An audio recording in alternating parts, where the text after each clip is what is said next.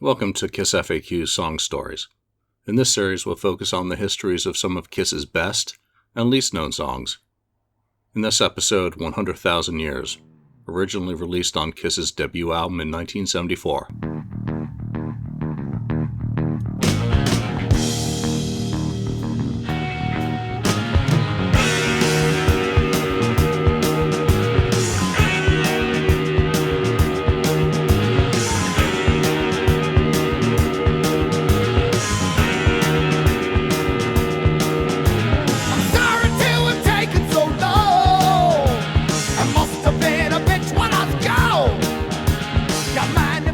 Written by Paul Stanley and Gene Simmons, Gene, as noted in Behind the Mask, worked on this song when employed at the Puerto Rican Interagency Council. Marked by its distinctive rumbling bass note intro was the pair's attempt to create a New York version of the classic English band style from the 1960s, which had influenced them. Paul recalled in the box set liner notes that the song was a warp song about an intergalactic space traveler. To analyze it too deeply leaves me scratching my head, but it's about time travel. It's about space travel and the amount of time one spends going from one galaxy or planet to another and then returns 100,000 years later. Gene told Ken Sharp for Behind the Mask, "I was reading all kinds of space and time continuance stuff, and it was all swirling around my head, and I started to think, what happens if you're an astronaut and you leave? How long could you stay in love?" And let's not forget Gene's attachment to the sci-fi horror fanzine scene dating back to his youth, and running fanzines dedicated to the topic. Aspects of the song parallel some of the fundamentals of David Bowie's 1969 Space Oddity, which had been reissued in the US at the end of 1972. With 3 albums on the charts, Bowie had performed a pair of shows at the Radio City Music Hall in February 1973. It would likely have been fresh in either of their minds, with that song hitting number 15 on the US Billboard Hot 100 chart on April the 7th. So one must wonder whether it had been written in time for either of the band's bookings at the Daisy in March or April 1973. Either Gene or Paul may also have been aware of other space rock, such as Hawkwind Silver Machine. Paul clearly played an important role in the creation of the song. He recalled in Face the Music, "Gene and I fed off each other and filled in blanks for each other, lyrical and musical, as we worked. I remember the words to 100,000 Years hitting me on 23rd Street. Certainly, the song had been written, and the arrangement seems pretty solid, by the time Eddie Solon recorded the band at the Daisy in June 1973. It's a confident performance of the song that makes it a standout in the club environment.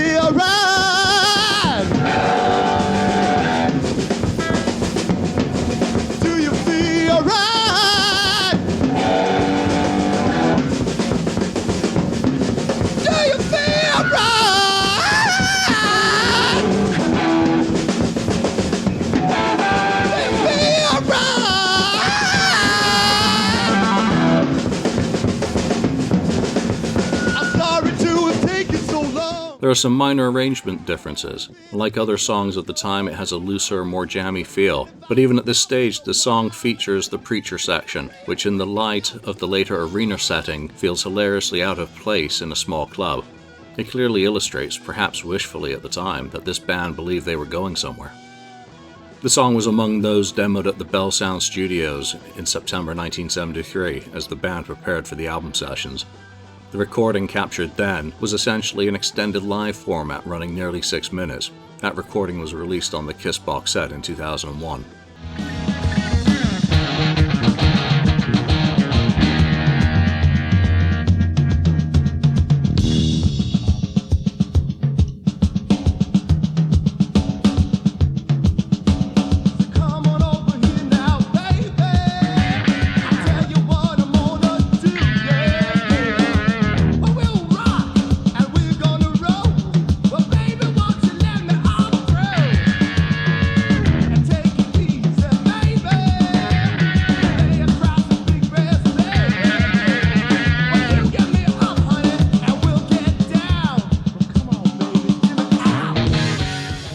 song was included in a list of tracks mixed on December the 6th, along with Cold Gin and Love theme from Kiss.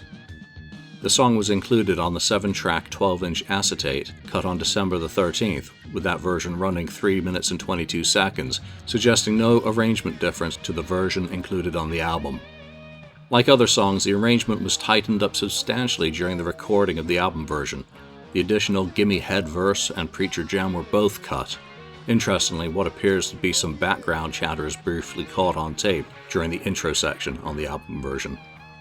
While the song may make as much lyrical sense as Gene's Deuce, the solo was one that made later Kiss guitarists take note.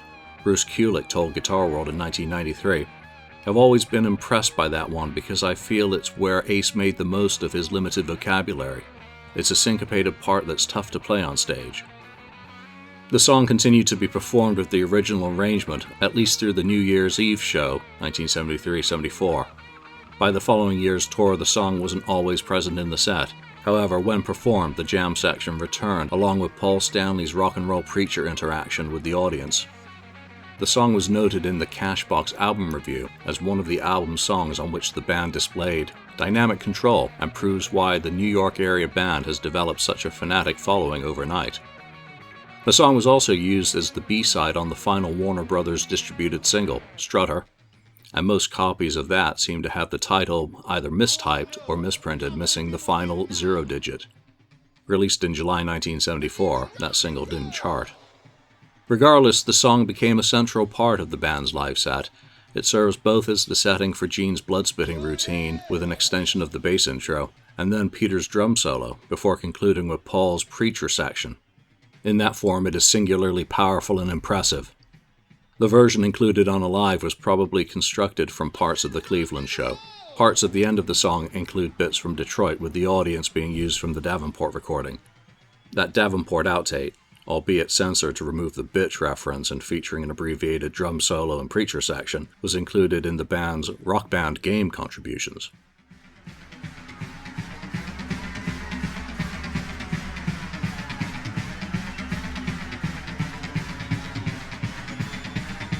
Do you feel right? Do you feel right?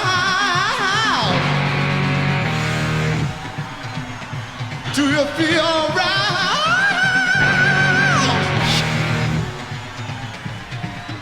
Do you feel right, baby? Come on.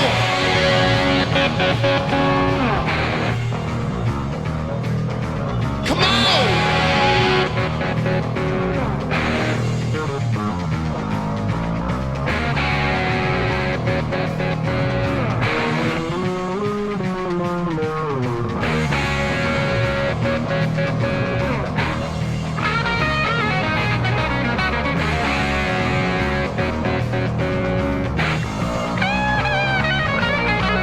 Sorry to have taken so long. It must have been a while's gone. You mind if I sit down for a while, would you, babe? Reacquaint yourself with my style.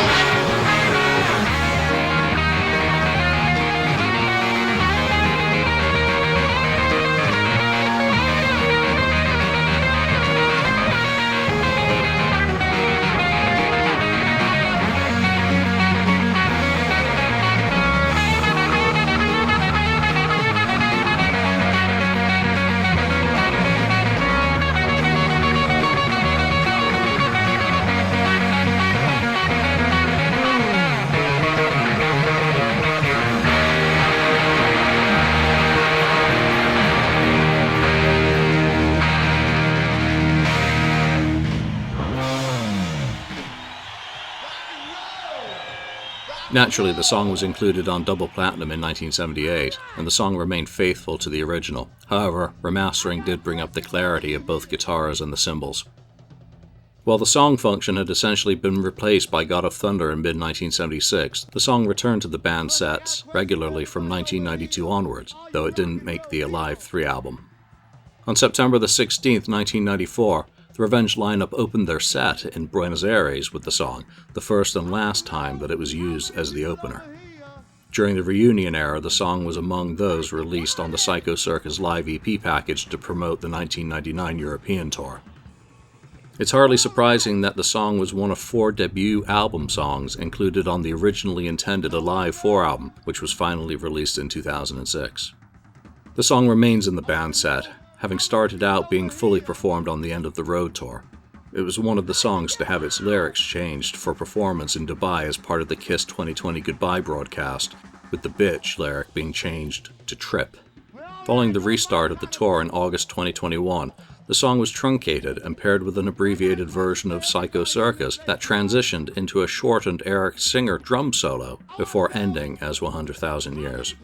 Most recently, the song was included to represent the brief Singer-Frelly lineup on the first Kiss Off the Soundboard title released in 2021.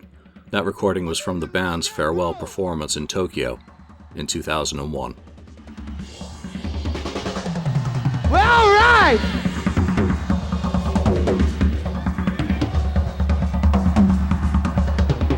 Well, if you believe in rock and roll, like you say you believe in rock and roll,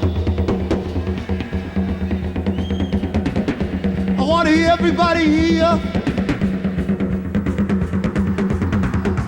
say rock and roll.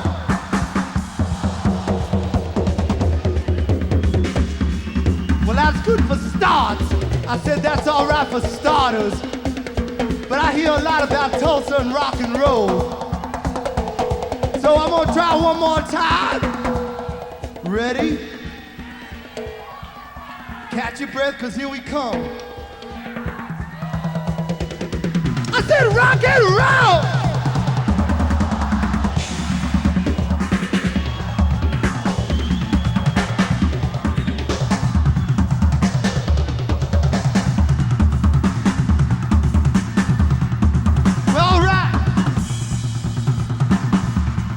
If you really believe in rock and roll, and we're gonna get this really quiet right here.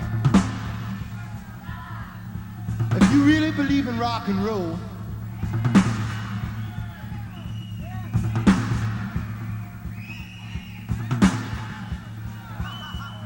if you really believe in rock and roll, come on and clap your hands. Cause that's what rock and roll is all about.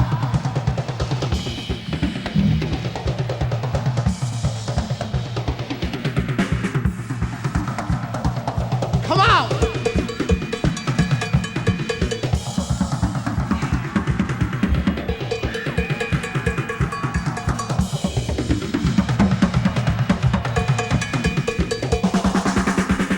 All right.